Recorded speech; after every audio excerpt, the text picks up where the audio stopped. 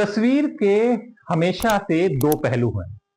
एक वो जो हमें दिखता है, यानी कि जो सामने तस्वीर है उसमें, और एक पीछे होता है। यही सब कुछ हो रहा है दिल्ली की बीजेपी के साथ। यानी कि एक तस्वीर मीडिया मीडिया बोले तो सरकारी मीडिया, गोदी मीडिया आप कह सकते हैं, वहां पर दिखाई जा रही है, और एक हकीकत है जो छुपाई जा रही है।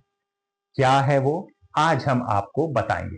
नमस्कार, मेरा नाम हैदराबाद लखवी है और आप लोग मुझको इस वक्त दास स्वतंत्र पर देख रहे हैं। जी हां, दिल्ली का सीएम कौन? चौंकिए नहीं, ये बात हम नहीं कह रहे, ये बात आजकल दिल्ली और सोशल मीडिया में बहुत ट्रेंड कर रही है।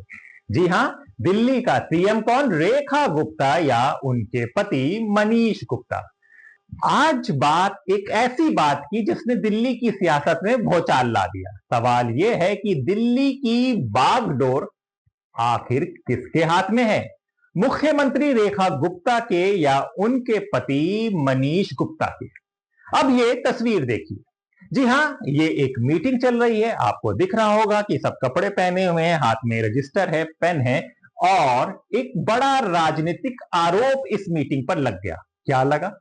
क्या दिल्ली में, सुनिएगा, ये बात को गौर करने वाली बात है, क्या दिल्ली में सरपंच पति मॉडल फिर से लौट आया है? अब ये पूरा मामला क्या है, इसको समझिए। जी हां, शनिवार का दिन था, 13 अप्रैल थी, 2025 साल है, और दिल्ली की राजनीति में एक नया बवंडर उठा। विपक्ष की नेता आतिशी ने मुख्यमंत्री रेखा गुप्ता पर बेहद गंभीर आरोप लगाए। उन्होंने एक फोटो शेयर करते हुए दावा किया, सुनिएगा दावा, कि मुख्यमंत्री रेखा गुप्ता की जगह उनके पति मनीष गुप्ता राजधानी के बड़े सरकारी विभागों के अफसरों के साथ मीटिंग कर रहे हैं, जैसा कि यह तस्वीर बता रही है। यह मीटिंग दिल्ली के 4 सबसे बहस, फिर से सुनिए, यह मीटिंग दिल्ली के 4 सबसे अहम विभागों की है। जी हां, इसमें एमसीडी, डीजेबी, पीडब्ल्यूडी और डीयूएसआईबी के वरिष्ठ अधिकारियों के साथ चल रही है। आतिशी ने एक बात पूछी, आखिर मनीष गुप्ता किस अधिकार से इन विभागों की बैठकों में शामिल हो रहे हैं? और ये पूछते ही दिल्ली में बवंडर हो गया, बवाल शुरू हो गया। जी हां, आतिशी द्वारा साझा की गई तस्वीर में साफ दिख रहा है कि मनीष गुप्ता बैठक में प्रमुखता से बैठे हैं और अधिकारी उनकी बात सुन रहे हैं, जैसे कि एक नेता बैठता है, बड़ा नेता बैठता है और उसके साथ अधिकारी बैठते हैं, जिस तरह से मीटिंग कंडक्ट की जाती है। ये एक सामान्य फैमिली विजिट नहीं थी, बल्कि पूरी तरह से एक आधिकारिक बैठक जैसी तस्वीर थी।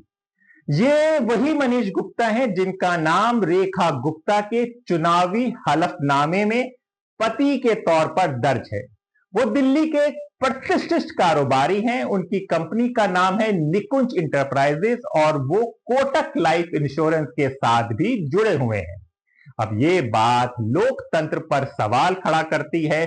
आतिशी ने इस तस्वीर को शेयर करते हुए कहा, यह दृश्य वैसे ही है जैसा पहले गांव में देखा जाता था। महिला सरपंच तो चुन ली जाती थी, लेकिन फैसले उनके पति लेते थे।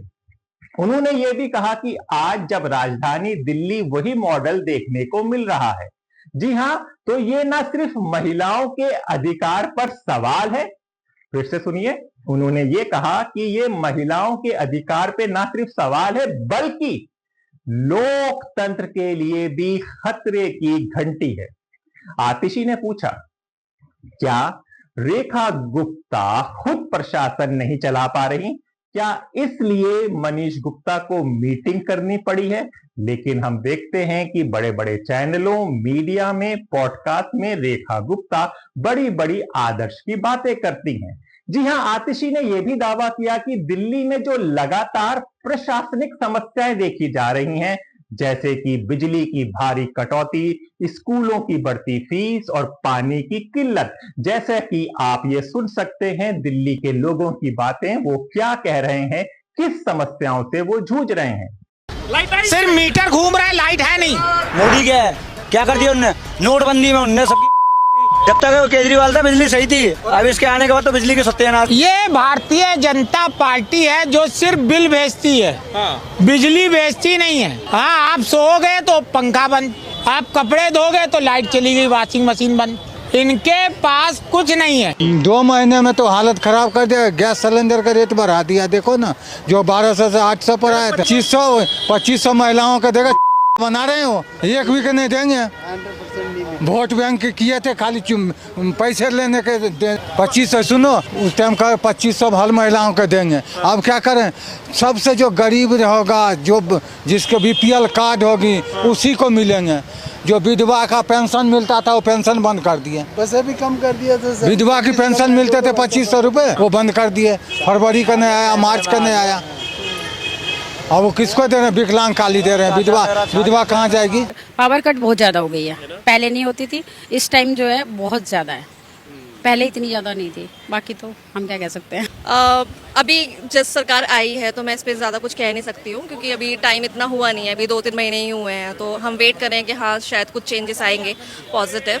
और जैसे कि अभी बीजेपी आई है तो मुझे इतना कुछ खास काम दिखा नहीं है। इवन जिस एरिया में मैं रहती हूँ वहाँ पे सीवर ओवरफ्लो हो रहा है, तो मेरे को काफ़ी कंप्लेंट्स किए मैंने। 6 महीने के बाद उसका रेजोल्यूशन हुआ है अब जाके। तो थोड़े से स्ट्रगल हैं दोनों ही सरकार में, बट अभी इतना जल्दी हम जज नहीं कर सकते। एजुकेशन में मैं कुछ कह नहीं सकती हूँ, बिकॉज मैंने जैसे कि बोला अभी कि इतना कुछ डिफरेंस मैंने देखा नहीं है, सेम ही चल रहा है। अभी फीस बढ़ा दी है तो मे बी हो सकता है कि डाउन ही जाएगा अगर फीस बढ़ा दी है, क्योंकि जो प्राइवेट स्कूल है वो बहुत अननेसेसरी चार्ज करते हैं, आपसे एनुअल चार्ज लेते हैं अननेसेसरी। तो इस पर कुछ तो करना चाहिए गवर्नमेंट को। तो क्या ये परेशानियां इस बात का संकेत है कि मुख्यमंत्री पद पर बैठी महिला के बजाय कोई और सरकार चला रहा है? उन्होंने ये सवाल उठाया कि अगर सरकार के फैसले मुख्यमंत्री नहीं ले रही तो फिर जवाबदेही किसकी है? क्या दिल्ली की जनता ने वोट मनीष गुप्ता को दिया था? ये बात आते ही एकदम से बवाल आ गया, भवंडर आ गया। बीजेपी ने तुरंत सफाई दी। बीजेपी की सफाई, इन आरोपों के बाद बीजेपी ने अपनी प्रतिक्रिया दी। दिल्ली बीजेपी अध्यक्ष मैदान में आए वीरेंद्र सचदेव और बयान जारी किया। उन्होंने कहा, रेखा गुप्ता ने संघर्ष और मेहनत से यह मुकाम पाया है। उनका राजनीतिक सफर दिल्ली यूनिवर्सिटी छात्र संघ से शुरू होकर मुख्यमंत्री पद तक पहुंचा है। उन्होंने कहा कि परिवार का समर्थन मिलना अस्वाभाविक नहीं है। सचदेवा ने उल्टा आम आदमी पार्टी पर हमला करते हुए कहा, आतिशी खुद एक महिला होते हुए दूसरी महिला का अपमान कर रही हैं। लेकिन उन्होंने अपने बयान में ये कहीं पर भी नहीं कहा कि ये मीटिंग मनीष गुप्ता क्यों ले रहे थे या नहीं ले रहे थे, या ऐसे ही बैठे हुए थे, ये उन्होंने नहीं बताया। जी हां, अब हम आपको मनीष गुप्ता का प्रोफाइल पर भी एक नजर डलवा देते हैं। मनीष गुप्ता का प्रोफाइल जानिए। मनीष गुप्ता राजनीति में सक्रिय नहीं है, उनका अपना बिजनेस की दुनिया में अच्छी पहचान है। वो इंश्योरेंस सेक्टर में काफी सफल माने जाते हैं। कई सोशल मीडिया पोस्ट में उनकी कारोबारी सफलता के चर्चे हैं। रेखा गुप्ता ने खुद एक इंटरव्यू में कहा था कि उनके राजनीतिक सफर में उनके पति का साथ बहुत मजबूत रहा है। लेकिन ये सब बातें सही हैं। अब सवाल उठ रहा है, क्या ये साथ अब सरकार संचालन तक पहुंच गया है?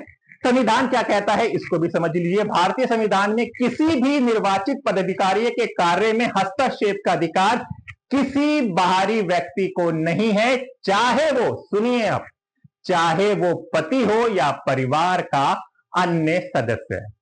कानून के जानकार क्या कहते हैं वो भी समझ लीजिए। कोई व्यक्ति जो निर्वाचित नहीं है और ना ही पदाधिकारी है वो सरकारी बैठकों में भाग नहीं ले सकता। ये सीधे सीधे प्रशासनिक के गोपनीयता, जनता के भरोसे और नैतिक मर्यादा का उल्लंघन माना जा सकता है। ये कानून है। तो वीरेंद्र सचदेव ने जो सफाई दी वो एक अलग सफाई है, क्योंकि बीजेपी जब सफाई देती है तो वो आपको पिछले कर्म के बारे में बताती है कि जी उन्होंने ये किया था, उन्होंने वो किया था, उन्होंने ये किया था, दादा ने ये किया था, परदादा ने किया था, तो हम कर रहे हैं, क्या गलत है? ये नहीं बताते कि ये है, ये सही है या गलत है। अब हम आपको एक उदाहरण देते हैं। दिल्ली ही नहीं, देश भर में महिला प्रतिनिधियों के नाम पर पुरुषों का वर्चस्व कोई नया मुद्दा नहीं है।